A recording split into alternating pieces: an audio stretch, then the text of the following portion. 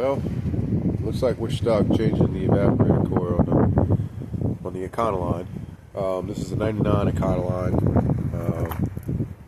5.4 liter. I don't really think that matters, but it should be 99, 98, even 97, probably all the way down to 92. The whole 4th gen family is probably the same and all the way up into the later years until they quit making them. Probably not when they redesign the front end, but the round nose front end, at least I can probably confidently say this is the same procedure. We have traced out the source of our Freon leak, and we put dye in it. We didn't have anything for weeks at a time, and then finally, like always, you get some that drains out with water, mixed with water, coming from the condensation when your AC is working and it starts dripping. So yeah, it came out of the evaporator box, so which is right here, and you know, at the bottom where your vehicle leaks water when the AC is on, you know, condensation. That's where the dye came out. So it takes sometimes months to find these leaks if you can't find anything in the lines and or in the compressor. So yeah, we've nursed this air conditioner along, kept it running consistently for 15 years, consistently. So now it's time. I mean, we've been through like 3 or 4 different compressors. We've been through other components, dryers and all kinds of stuff, but we haven't been through the evaporator core. And I knew it was a matter of time, but now it's time. So if you're here for this replacement, we're going to have to pretty much take all this stuff off and go through the front here. So the battery and all that, huh? Yeah, I'm going to pull the battery because the battery tray needs to come out. Yeah. So yeah, otherwise I wouldn't need to really remove the battery. I mean, I do need to get down on the bottom and start removing this plastic box. It's got to separate, and I've got to take the evaporator core out. But one thing before I remove and take apart anything, I want to make sure I have the right evaporator core. Okay, because they sell front and rears for these vehicles, and then they can get various years mixed up. You know, the 80s models and all that mixed up. So the thing I want to look for is the way the lines are bent, right? So if you look here,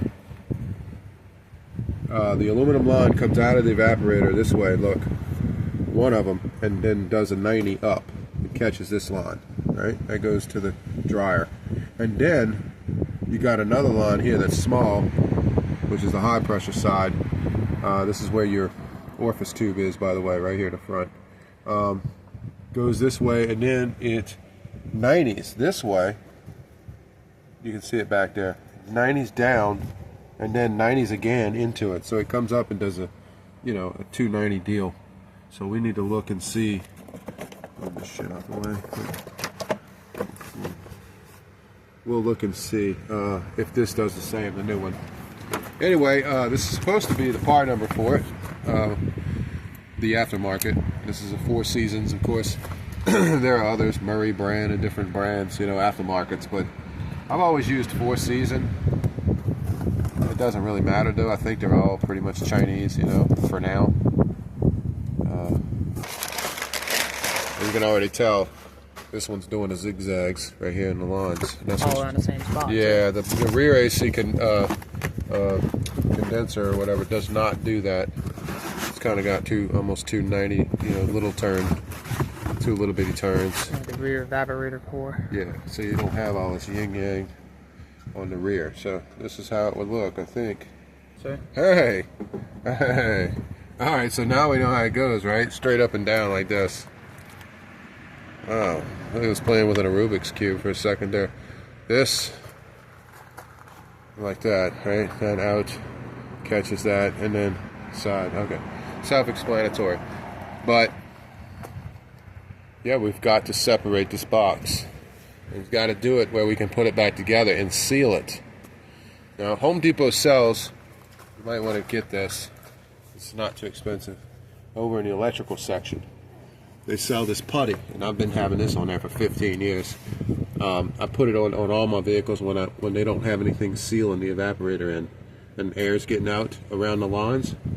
it's a putty that stays tacky, and that's still a little bit soft, like a putty.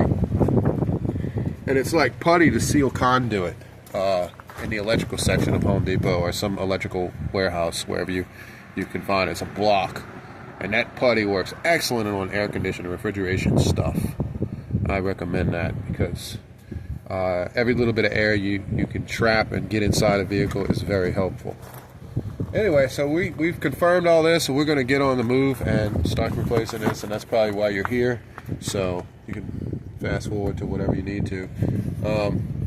That's your part number as a good confirmed part number for, at least for my 99 and probably many of your other Econolines.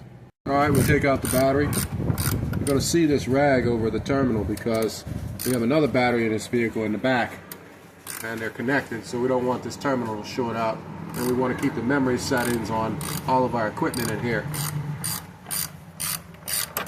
Alright, battery tray, 13 millimeter. Yes, 13, two of them 13 millimeter here and here.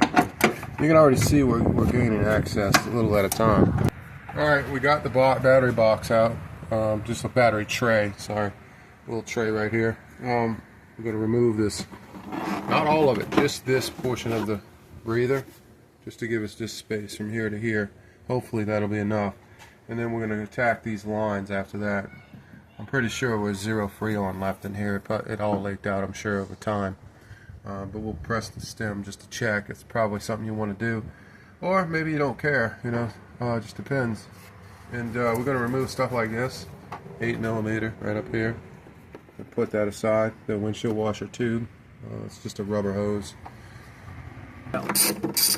Yep. Speaking of windshield washer tube, we're going to take it off now and get it out of the way. And that ground cable?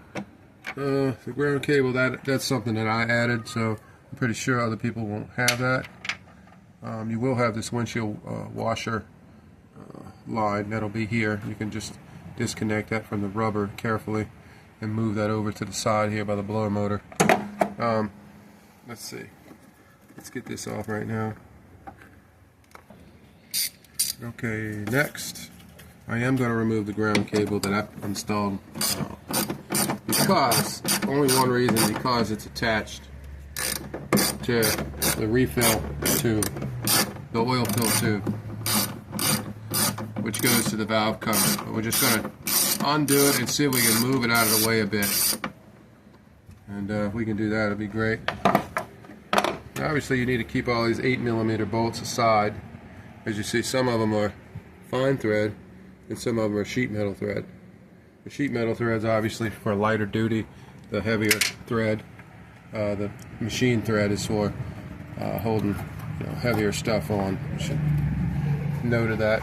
All right, look, see, I just latched that behind kind of to get it out of the way. So we're going to disconnect this line too, carefully. All right, yep, this thing's from 1999. It's that old. So yeah, it's well over 25 years old. All right, so we'll stick it over here to the side. This gives us even more access to here, and that's what we need right here to the box. So, all right, so obviously you're going to need some big wrenches to be working on these AC lines, right? So you can use a crescent wrench if you want to. It might round off some of these nuts. Some of them might be, you know, on there pretty good. But if you need the actual sizes, this is what's working for me. 1.25 inches, big old 1.25 inches, right here. See, right here. Look, 1.25 inches. And then obviously you want the nut below that, which is probably this 1 1/16, right here. All right, so that's the 1 1/16. And then next you're gonna need 4 wrenches in total to do all these lines. And then next you need a 22 millimeter. Now we're moving to metric, and a 19 millimeter. You obviously could use metric on the bigger nuts, but and maybe even standard on some of the other smaller ones. So I just grabbed what I had that fit. So 22, and so half mine is standard, the other half is metric. But I'm sure you can find something equivalent to match. But to get started, this is what sizes you need, so you don't have to go and do all these. So 22 up here, sorry, right here, And then we need something for this, so I'm pretty sure that that's 1/16, I think. Unless we left the wrench out. So let's see. No, it's 1/16. So 1/16 top here, bottom here. Then 22 to hold back there. Or I'm sorry, you're holding back up here. It's spinning. Oh, you're holding back here, sorry, and then you're spinning the top nut here. Anyway, I'll show you how this comes apart, but that's the sizes. And then there's a 19 that's commonly used on the smaller nuts here. And then right here, you need to take this off. So I'll show you what lines we're going to open. And remember, you don't want to get any trash inside the lines if you can help it. And you're going to need something like a vacuum pump to suck the moisture out of these lines, or some alternative. All right, so we have 1/16 and a 22mm. Right, so I'm holding back with the 22mm on the condenser side, which is right here. I'm just holding it. When I say holding back, I'm just holding the wrench and then using the 1/16 to turn the nut in a counterclockwise rotation to take it off. And this is the dryer that wraps around and goes over here to this cylinder, which is the dryer. That collects all the trash and everything else from the compressor. No hissing, huh? Moisture. What? No hissing. Not a bit. Yeah, all of it leaked out. But it didn't. I didn't remove the line yet completely. I mean, if it was full pressure, it should have hissed by now. I'm not going to obviously film all of these. All right, so we have that off. So I took that O-ring off. Actually, I better leave it on because I want to match it with the right O-ring. You don't have to replace the O-rings unless you see something wrong. I may replace some of the O-rings, like that one. It's kind of mashed like that. We're going to remove this line. We probably don't have to, but we're going to do it anyway. We can move it to the side. I'm going to remove it and move it down here, and then this one I'm going to... Yeah, we do have to remove it. Look. This is bolted to the case. Okay? So we're going to get that off, and we'll just let it hang, and then we'll move that to the side. Alright, 8mm up top here, same as all the rest. Alright, so we're going to take this one off. Which, those leaks, see, look, that O-ring, you don't want to let that O-ring get stuck inside. Shit. Okay. Find that O-ring so we can match it. Alright, so we got that O-ring. Alright, let's keep that on there. Look, we're moving this line forward. Check it out. This one's forward, out of the way. Okay. We still may be tasked with removing these two lines, at least this one here, to get it out of the way of this box. Right. Because I'm thinking we got to undo the bolts on the top side of this box, and then on the side here. We got one here too. And then the two in the front here. So it's like a half box. Right. Now there's no telling what's underneath. Probably want to undo that top line too. Right. Where the orifice tube is. Right. Okay. This is the orifice tube. 22 and 19. So I'm holding 19 steady, and I'm spinning 22 down. Can't remove it because I got this nut on there, this bolt. So we get this 8mm little bolt off. All right, that off, and we pull.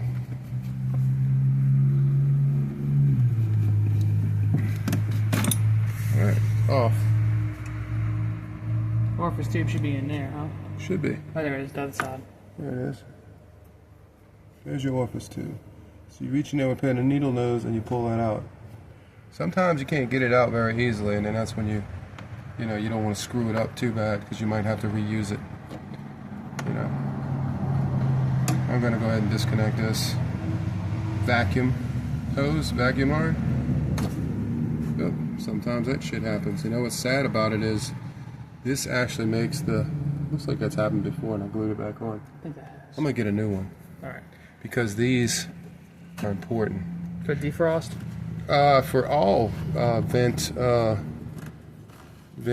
selections, because this is your vacuum to your control, your inner controls, and if you stomp the gas pedal when you're accelerating and you lose pressure out of the vents, or it's a delay in the vents, then there's no vacuum stoppage here. One-way check valve. Yeah, there needs to be a one-way check valve here to allow for a reservoir of air to keep a vacuum pressure. So that's important. We'll put that there. All right, we'll come back. All right, so I got all this wiring harness crap here that you probably won't have on your van. CNG. Yeah, this is CNG, compressed natural gas shit. This van used to be CNG, and I have decommissioned this for now. I have all the components to hook it back up, but for now, I'm gonna push this shit aside, get it out of the way. So we're just gonna start removing bolts, starting with bolts. We're gonna start with this one right here at the top. And we're going to just keep removing them and hope that we get lucky. That's the thing you do not want to do. And then we'll get these out and we'll tell you which ones we took off, and then we'll come back to you. Go. Alright, so we took our bolts out here. I don't know if you can see on that. You got a light on that thing? Yeah. Okay, look back in here. Okay, so we took this one out back here in the back right there. That's one. Yep. Then we took the two out right here on a surface, 2, 3. Then we took two out here on a long run down in the back here on the side. Right there. Yeah, 1, 2. We took them two out. So that's 1, 2, 3, 4, 5, 6, 7. And this one down here, look. Okay, the two in the front here, we took them out. Yeah. Now we're checking to see how loose this thing is, and you can take a look at it. Where it's shaking at. Look, it's trying to come apart. See that? Yep. Now if you look, there's a clip right here, look. Right here, see it? And it's just a press down clip, but I just pulled it loose without breaking it. Yeah, right over there. I see the clip. Right. Little tab. Right. Now we need to see what's down there. We can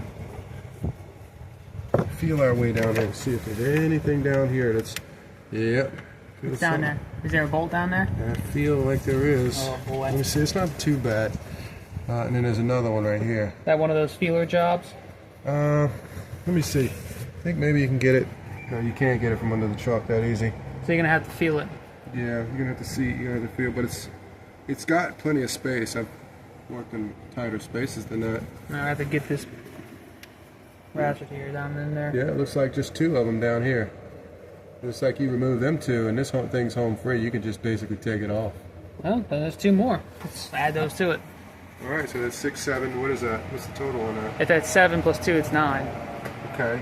What about back on the wall here then? That's kind of, ooh, there's one there too. Some of them are gone. I shouldn't have asked about it. That's 10 then? 10 bolts? 10 bolts. All right, this is how we got in there. We got the 3 bolts out that were on the bottom. 1, 2, 3. And then 7 over here, so it's 10 bolts. This is the extension that we made up and used, right? So 3/8 job, then the longest extension, and then Converter. a reducer, and then 8mm socket or 5/16. And that's what we were able to get at the bottom and spin by hand and take it out. So I'm going to try to get it off and see if that was enough. Seems like shaking it loose a little bit here. A little wiggle, shake it loose. Oh, look. Move this up a little bit. It'll actually come out. It might, actually. Remember, look, the bottom has to be tilted a little bit, I think. You need to watch it. You never know. I might be sorry for taking this thing out, you know? Yeah, watch your little bottom clip there. Where? Right there against the steel. Where? Down the edge, might make sure it doesn't snag. I'm pulling it Oh, up. okay, yeah. Let's see. What, right here? Oh, look at all the trash inside the box, right? Okay. Alright, let go. See, obviously it would have been a lot easier to take this off if I had removed these 2 lines instead of just pushing them over a little bit. I can remove these 2 lines right now and move them over, and that might make it easier, or just keep trying to work with what I got.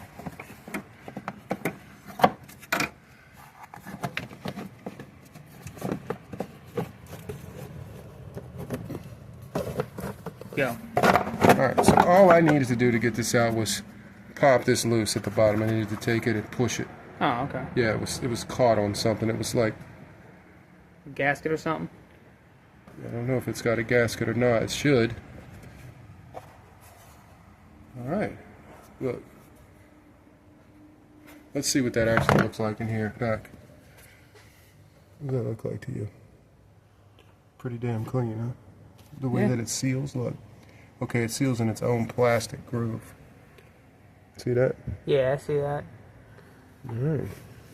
Let's see if we can take this thing out and find out where it was leaking. Look, up here.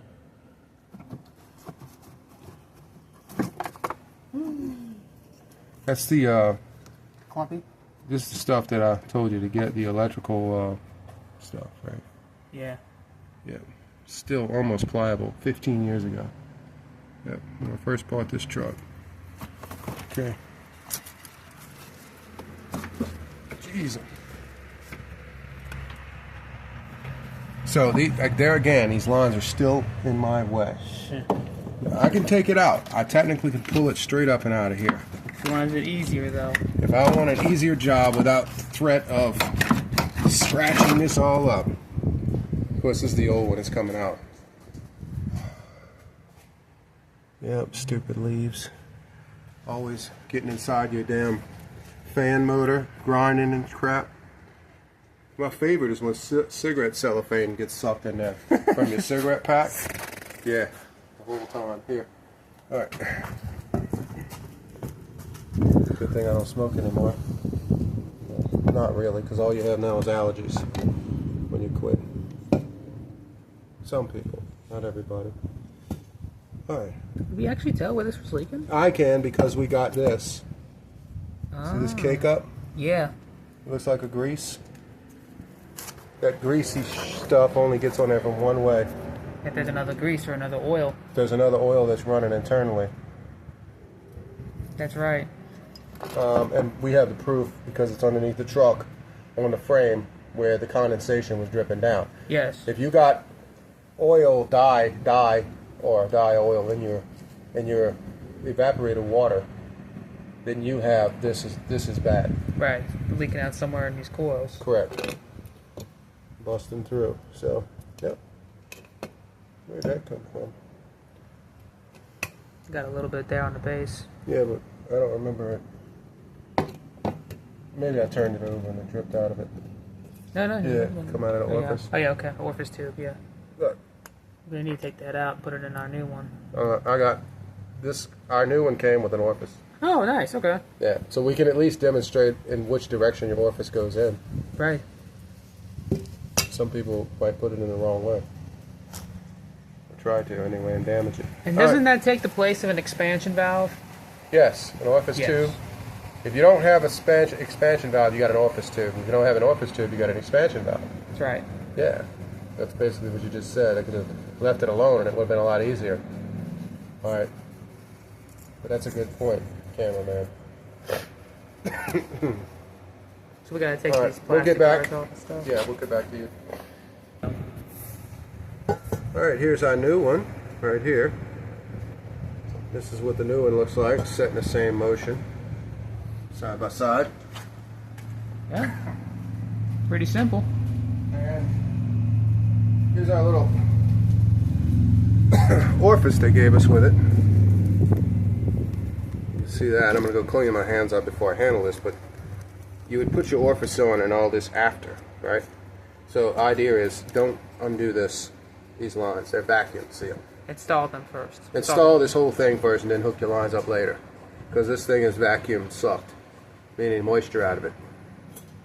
So I guess we'll just take what we have here and put it on here if we can. This foam. And just for insulation. Well, this keeps it from getting broken up. So yeah. Have a little bit of foam weather stripping on the bottom here. You think that matters? Yeah, we'll find a way to replace that.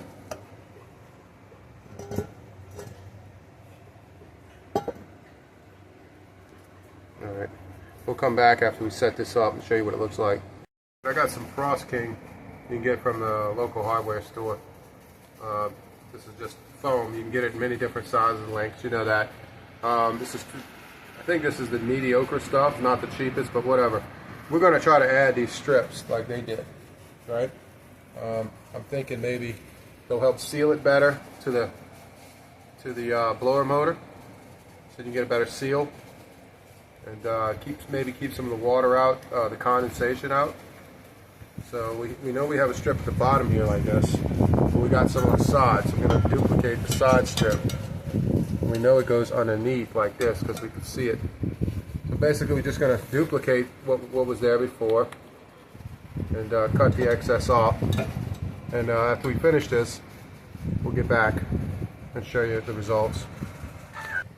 Okay, obviously the foam that we put on is going to be a little thick, but it doesn't seem like it's going to be something that we can't smash down, you know, flatten out as we're putting it on so that it seals up better.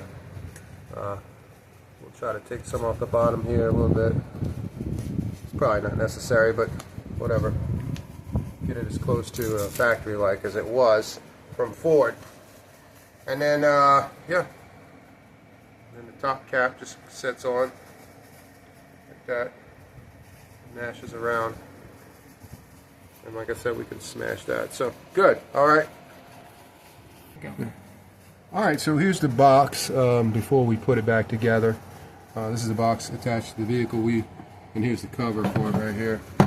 Obviously, if you're concerned about the smell inside your vehicle coming from your vents and you want to do something to clean it and such, now is probably about the right time to do that.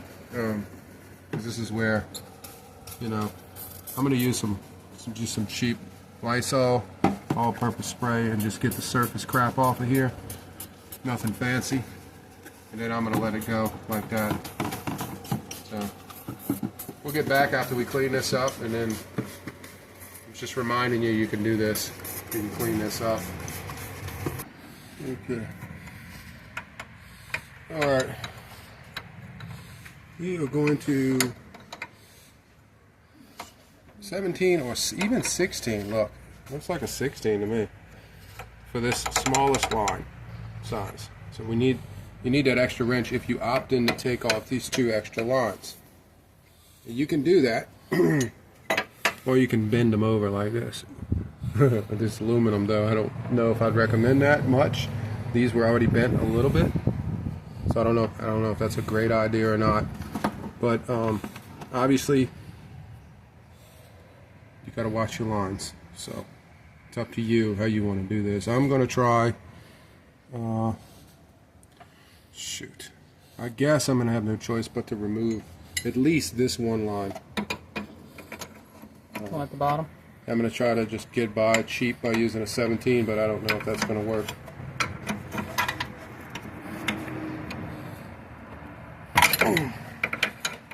Okay. That came loose. Look, I'll just spin it loose like this the rest of the way.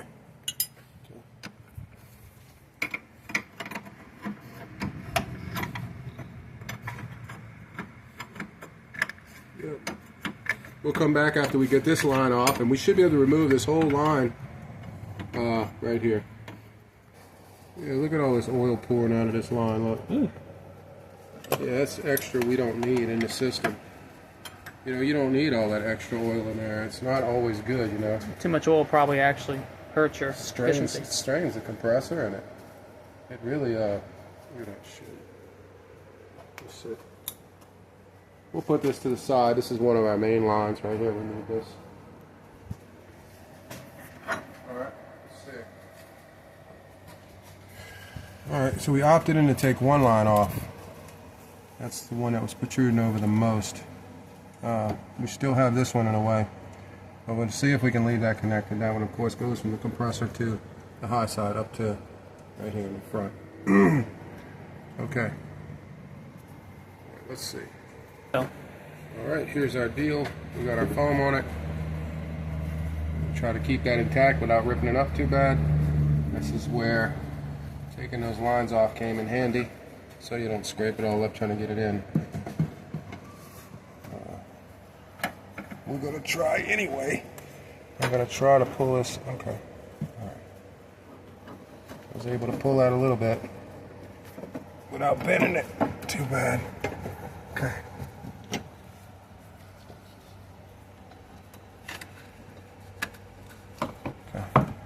Here. There it goes. Right. Okay. Right in here. I can't see too good. We have to go up, over.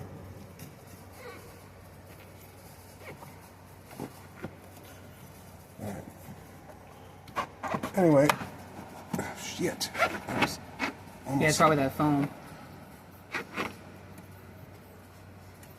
That foam just makes it fit tight. Real tight. It might be good. As long as we can get the screws back in. Sounded like it cracked, but I think what happened is down at the bottom it snagged and then it snapped. Got it. Back, you know. Unless we see a crack down here. We'll come back to you and let you know everything that happened here. I don't see any problems yet. Alright, so here we are with our cover. You can see we cleaned it up a little bit. You want to get the heavy sludge off of it, especially when it comes to all the gaps and cracks here. Because trust me, when you're trying to squeeze this together in here in a tight fit like that, it's going to be hard enough, and then it's really going to be a pain in the butt if you got all kinds of dirt in here that it's not even going to seal right, and you know, we can water all out the bottom of the box in different areas. You know, it's supposed to leak out right here, the very bottom. As it conjoins, it's got another notch taken out of it over on the receiving end of this, so it's like that, and that's all your condensation drip down and onto the fender well, and then onto the frame, and then onto the ground. That's where we saw the dye. Right. So, I'm going to try to get this in here. Like I said, it's probably easier to take these lines off, but you can take it the hard way like I'm doing it, I guess.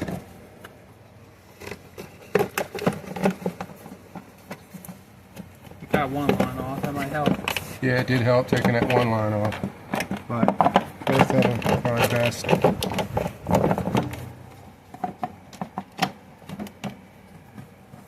Okay.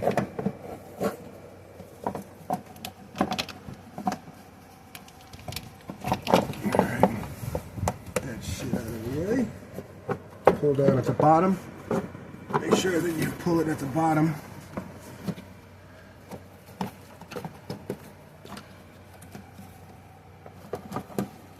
It's kind of not that fun, but it can work. You just gotta work it, you know, to get to it. Okay, that's free. The bottom is free. There, you get the top in like that. All right, loose and limber like that. Okay, here we go. Okay, that one snaps in. Yep, got the other one in there. And we got bottoms problems down here. We got to get to that and address that before we get too carried away at the top. Before we get too happy about it. See? Yeah, I see. Splitting apart a little bit at the bottom. See down here, there's a piece of metal here. Look, Sean. Oh yeah, that very piece bottom. Look, see that? There's a piece of metal down there at the bottom. Where this piece has to, look, you have to like press the bottom in, back up. To press the bottom in like that and go over the hump. Over that piece of metal? A piece of metal like that that's making like a C channel where it has to fit in. So it kind of has to bind up into its place? Kind of. See, I'm going to bend this up a little bit. Okay, just a little.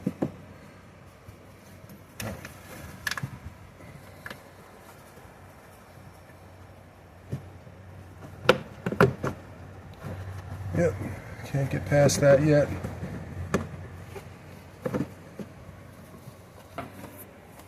Alright, scratch what I said earlier about lifting that piece of plastic up and over. Right where I said put it up and over this piece of metal. That is actually a bracket that goes to the fender well that holds the bottom of this box in place. And I don't know how I took the plastic piece off without removing that piece, but I did. So I was thinking it was going to easy back on, but not so. So you need to remove this bracket, which is right here. See it? 8mm, of course. That's to the fender well. And you can remove. Look, it's adjustable. Look at that shit. That's stupid. All right. I imagine you could put it back on without it. I don't know. The vibration, you know, may get to it. Look at that shit. It's got a little slot right here. This is for you to bolt it back on, you know? Oh my gosh. Yeah, yeah. Just enough to make your life a pain in the butt, right? Okay. So we're just gonna put it down like this, out of the freaking way. and get this put back on, and then we'll go from there. All right, second attempt to put the cover on. After taking it off, back on, back off. Okay. A lot of wiggling.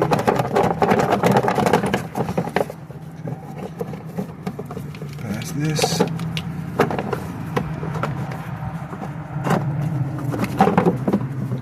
Okay, let's look down. All right, our bracket is still the hell out of the way because that thing causes a lot of problems. Scratching up your plastic and all. Look at that. Came together easy. Yeah, why couldn't I have done that the first time, right? This is why I figure it out, and then I'll show you guys so that I can make the mistake and y'all can criticize on my channel. Well, not y'all, but you know, some people.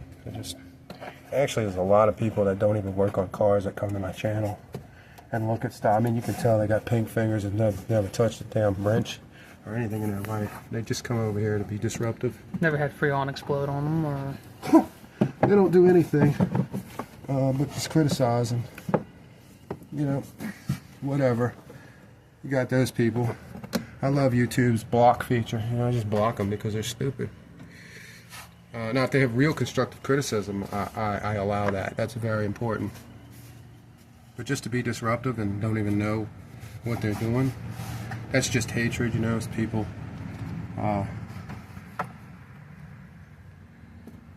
Alright, check it out. Now, I know that one doesn't fit there. We're supposed to use one of these, but it doesn't matter. They're all the same. I'm just doing this to keep it together. Put this one of these rusty ones at the top here for the hell of it. Alright, we got it in, and now we're just going to go ahead and install the orifice tube. I want to show you how to do that, and then I think you guys can get the rest on your own, putting it back together. Now, this is a Murray brand orifice tube. I'm going to go ahead and use this instead of the Four Seasons that came with it, simply because I lost it. No, literally, I lost it somehow. It's probably be found later when I start the truck. It probably fell in here. The wind was blowing. Anyway, here's the part number for an orifice tube for these Econolines. At least for this year, 99 and around about for the orifice. So let's go ahead and open it. And I had an extra one of these I saved. Air conditioner on another vehicle, just similar to it, a couple of years apart, and I know that they're the same. So you can unscrew this. Let's see. They're a plastic cap they put on here.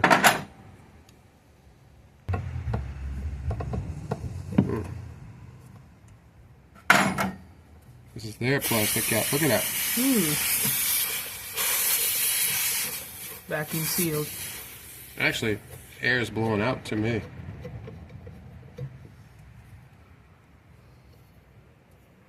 So, yeah. I want to try to get a little bit of this oil, just a little tiny bit, whatever I got, and coat these O-rings, right? Get those O-rings coated, and then I want to shove this orifice tube inward, white in first, and leave the red end outward, like that. And that is installed. And if that is installed wrong, then I've been installing it wrong my entire life for this particular vehicle, type of vehicle. All right, but it works for me.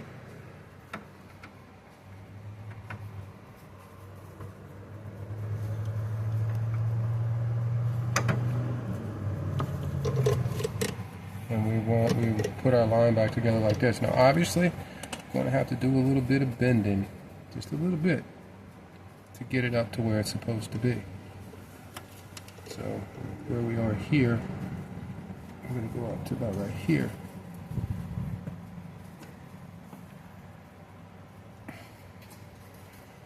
Like this.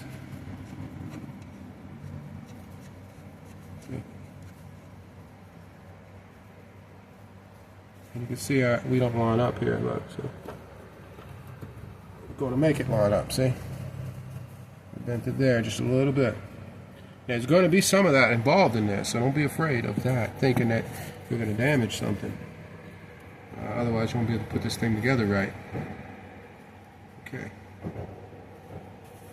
That's right, that's correct, this is correct. Alright, so I just got to tighten this up and then we'll put that down. Or maybe we'll put that down first, and then we'll tighten that up. Alright, we'll come back. Alright, I think that's tight enough. It's good and tight there. We got the orifice in there. That's one side cinched up. We got this other side here to cinch up, and we're going to have to turn this to fit and then bend this a little bit to meet it. And after that, I'm going to go ahead and start connecting my lines down here.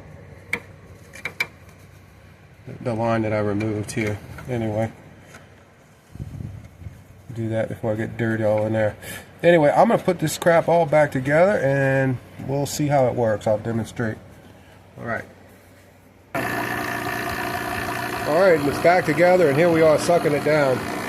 Putting a vacuum on it from the vacuum pump. It's not the best vacuum, but it's what we have and it works. So, I mean, I've done it without vacuuming it down in a bind. I've actually put a can of, you know, it's like almost like a half can of Freon in it, and then somehow I magically lost that half can, and then refilled it with more Freon after that. And it kind of got all the moisture out. I don't know. It worked fine for me every time without a vacuum pump, but and a lot of times the moisture inside the line will burn itself out over time. So it might not be efficient at first, but then it'll start working better over time. Every time you turn the air conditioner off and it balances out. Yeah, it balances out, settles down, and all the heat dissipates and everything, and whatever. So I don't know. That's it. I mean, I think we're the only Econoline, the E series replacement for.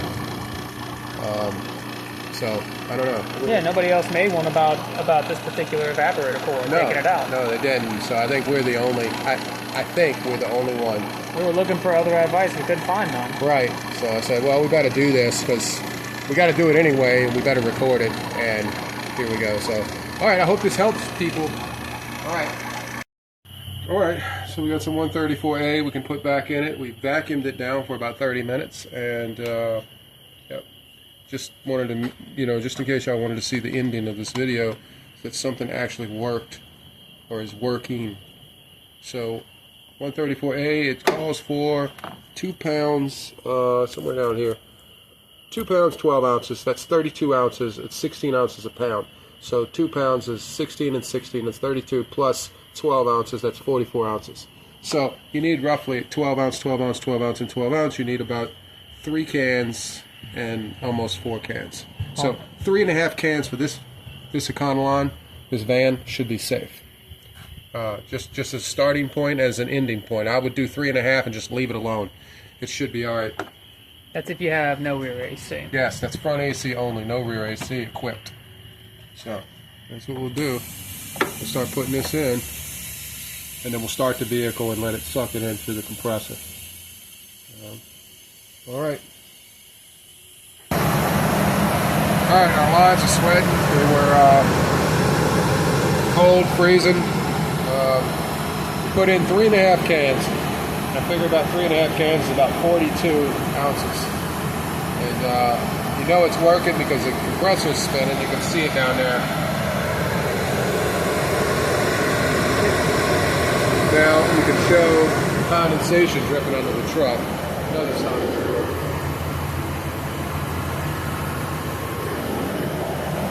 Man, I wish I could show you how cold it was, but I didn't even feel it myself, so let's check it out.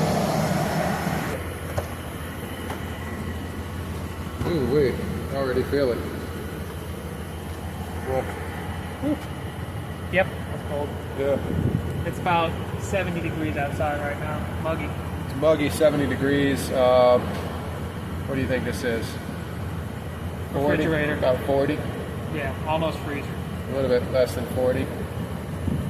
Yeah, it's below 40. It's probably 20 degrees coming out of here. Yep. Inside feels like it's about 50 or 40.